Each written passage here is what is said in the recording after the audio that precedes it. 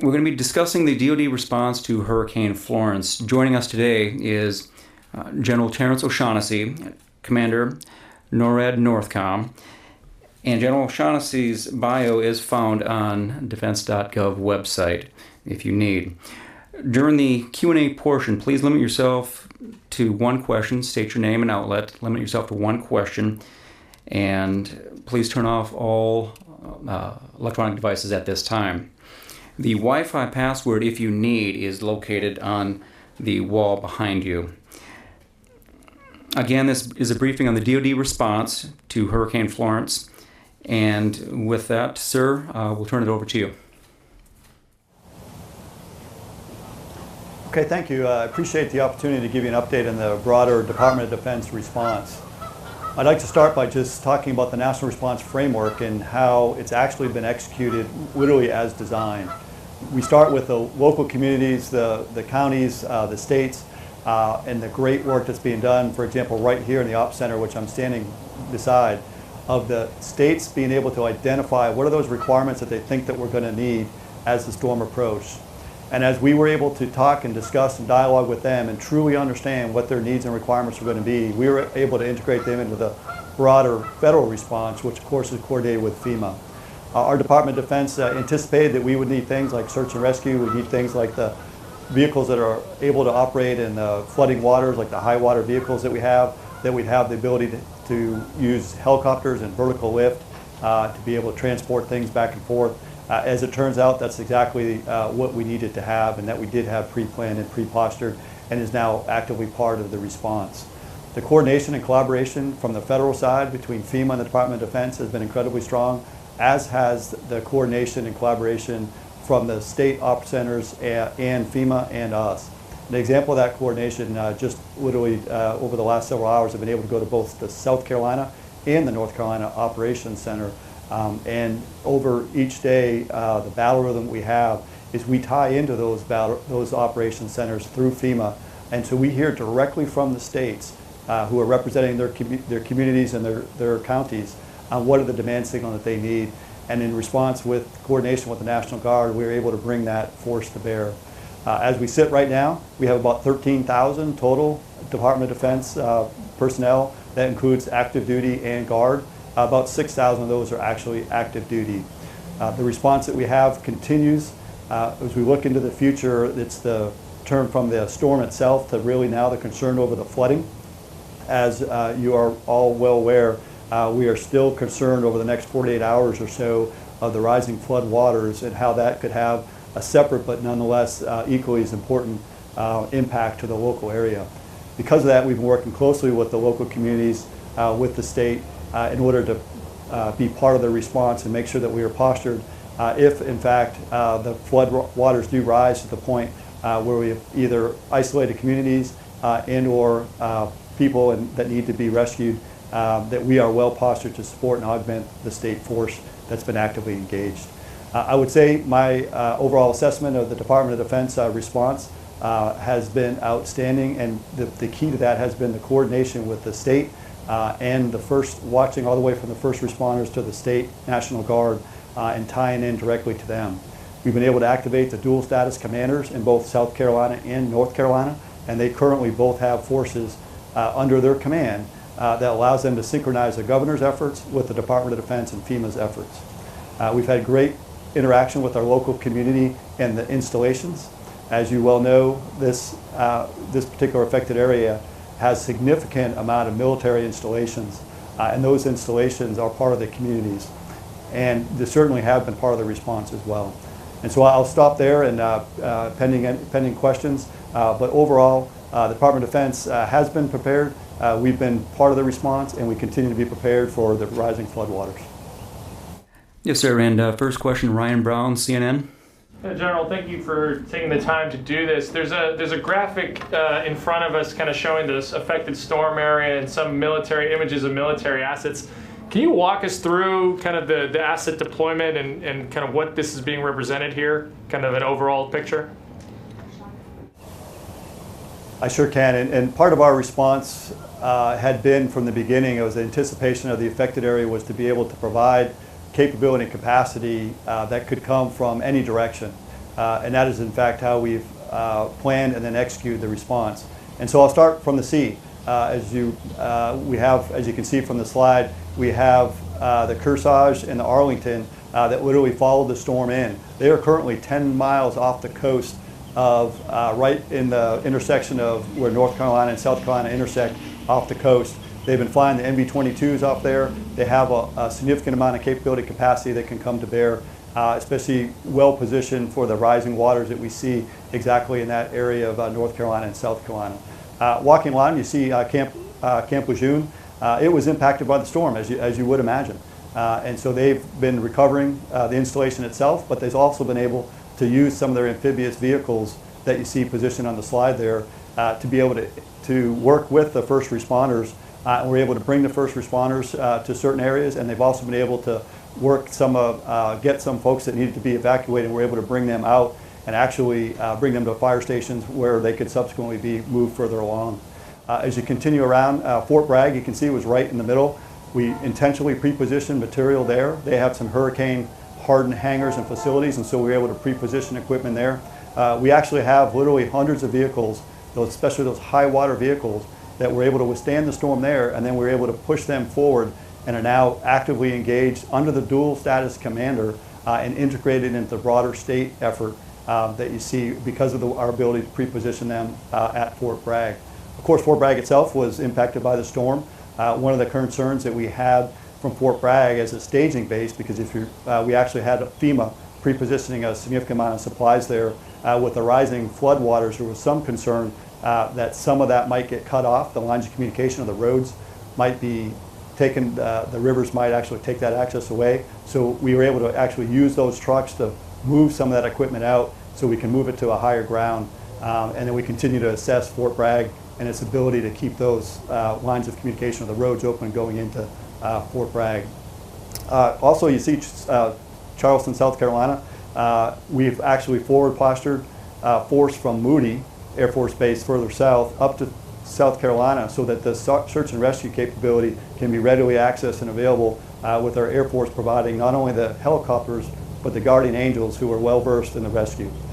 And if you continue around, you can see all the way moving along all the way up to the north, our Virginia forces originally sorted out to sea. The airfields were closed. They've actually since been reopened, and so now as we continue to get Norfolk, Chambers Field repopulated, and Oceana, we're actually able to take the force that had vacated there and bring it back, and they are able to come to bear as well. If you continue, you can see that the intent being that we could bring in the force regardless of the access routes. That's actually paid off, and we've been able to deliver every time there's been a requirement. We have been able to bring the Department of Defense force to bear because we had the access and we had the pre-positioned materials that were available. And next question, Carla Babb, Voice of America. Thank you again, General, for doing this. You mentioned the hundreds of high water vehicles that you were able to push forward. Can you talk a little bit about what has been the most high demand equipment that you've needed so far and what you anticipate needing in the future? Yeah, thank you for that question. And our anticipation going in was in fact those high water vehicles, the search and rescue, and the vertical lift for the helicopters. That is actually what's playing out. And so the high water vehicles, both within the National Guard Force as well as within the broader Department of Defense, are probably the most used asset that we have right now. The National Guard response has been very large, and 28 different states have contributed through EMAC. Many of that contribution has been those high water vehicles that are actively being used. I'd also mention the search and rescue.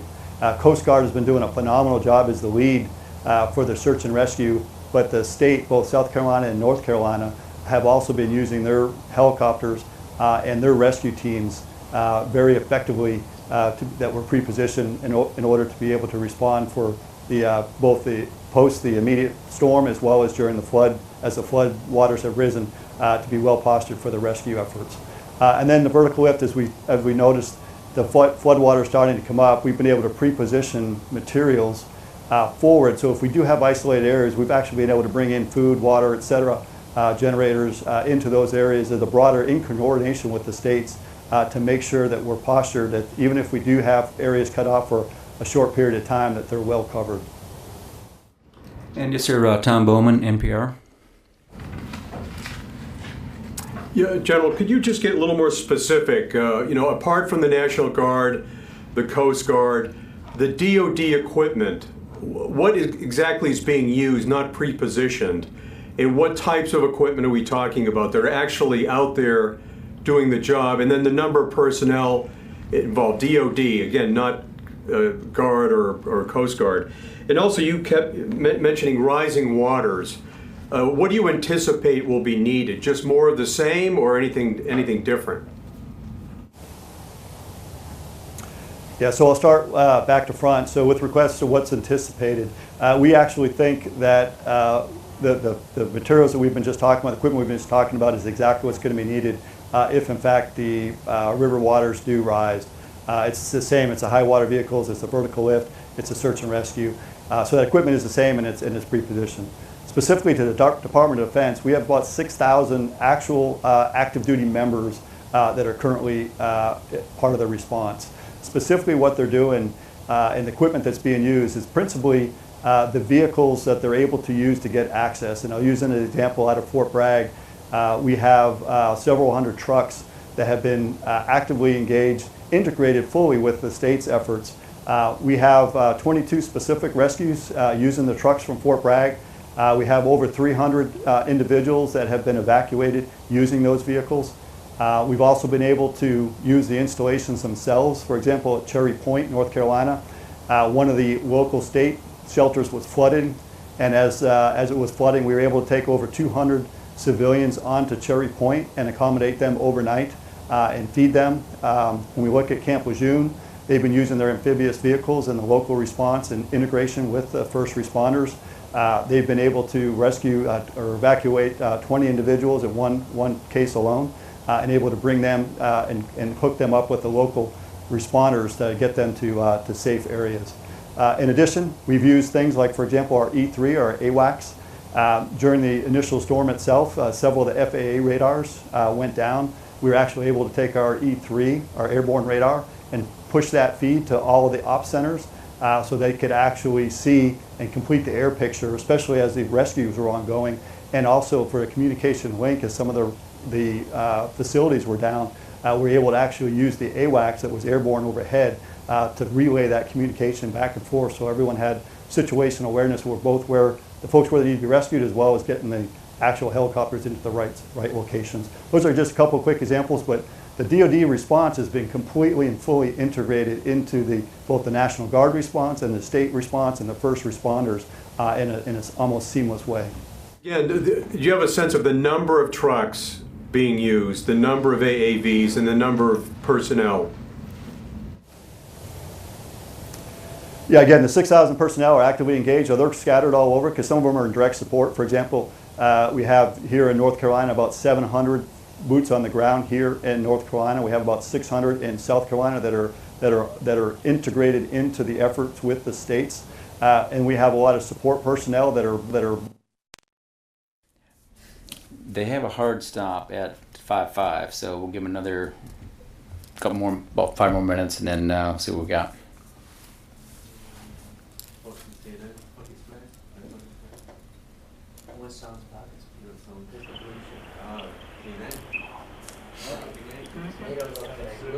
Testing 1, 2, 3. Yes, sir. We hear you. Okay, so just finishing up the answer to the question, specifically number of vehicles, I'll give you a couple of examples. Out of Fort Bragg, there's 140 vehicles that are being actively used as we speak right now. Out of Fort Jackson, there are additional 80 vehicles that are actively being used. And so each of the installations, of course, is contributing, as well as those that were brought in through the EMAX or through the National Guard level as well. But those are a couple of specific examples of the active duty participation within the response. Okay, sir. And Corey Dickstein, Stars and Stripes. Excuse me. Thanks, sir. I just wanted to see, have you gotten a chance to get up and see the flooding and everything from the air? And can you give us your initial thoughts on how it looks? And is it what you expected? Is it worse? Is it better than you thought it could have been? Yeah, I sure can. I think one of the observations and parts that as the initial storm came in, the winds were not as strong as originally predicted, and so there's not as much damage from the wind. However, the rain and the amount of rain is more significant than we initially expected, and we're not out of the woods there yet. And so really what we see is not a devastating storm from a winds and trees blown over perspective, but it's the flooding aspect of it that is the most significant impact, and that part is still ongoing. Yes, sir. And Lucas Tomlinson, Fox. General, how many people has the DoD rescued in Florence, and how many have you evacuated? I don't have a cumulative total. Again, I can give you some synopsises of the types of events we've been doing. For example, again, 331, 22 rescued, and 300 evacuated down at Camp Lejeune. We've got 2 platoons that are going out of Fort Bragg that are continuously working with the first responders. So whilst I don't have a total cumulative number, we see a continuous contribution to the broader search and rescue effort. Clearly, the Coast Guard is by far and large the member who is doing the preponderance of the rescuing, as much as we are doing the moving of force, getting the first responders to the right locations, and as well as helping them put the equipment and positioning the things using our high water vehicles to give them the access that they need.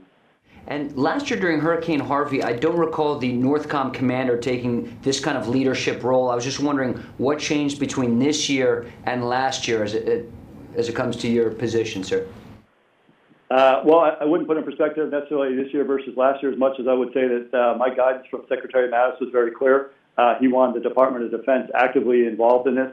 He wanted us to anticipate the needs in coordination with FEMA to the states, and we've been doing just that. And one of the things that we have taken on as NORTHCOM is the broader DoD synchronizer role. So not only working with our own forces supplied, but we're really trying to synchronize the efforts across the Department of Defense to ensure that we have a coordinated effort going forward. And I think that's part of the reason perhaps why you see NORTHCOM specifically being a little bit more involved from the coordination of the broader DoD effort. To last week on September 11th, the flight of the Russian bombers.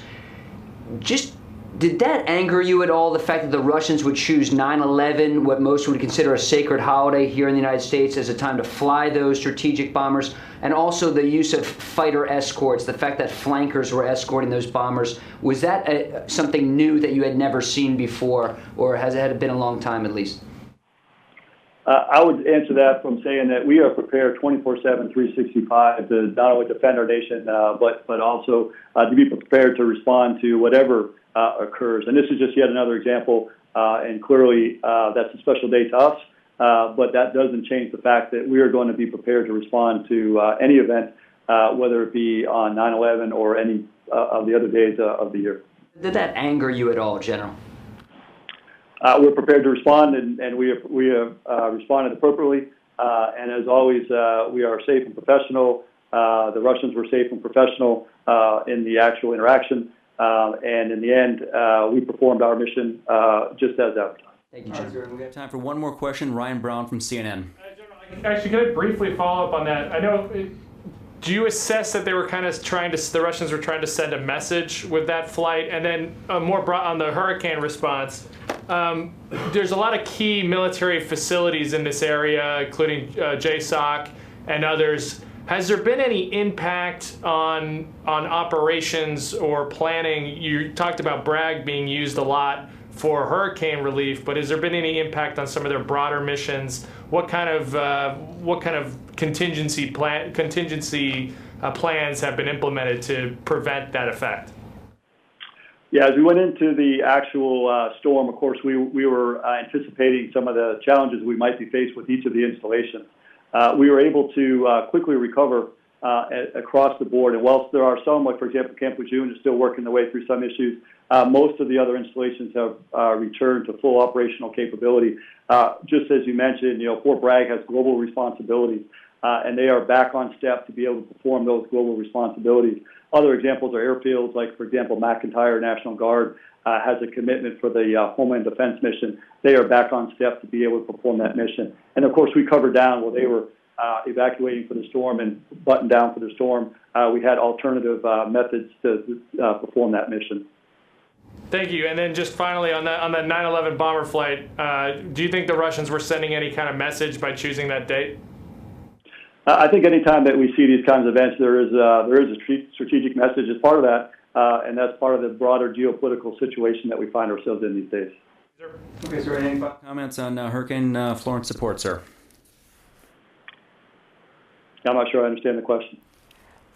Okay, sir. Do you have any final comments on that?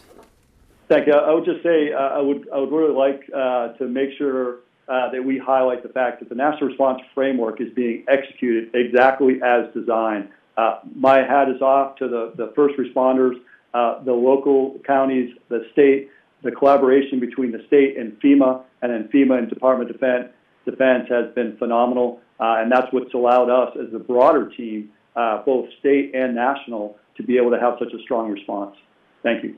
Okay, and thank you all for the briefing on Hurricane Florence support. Thank you, General O'Shaughnessy.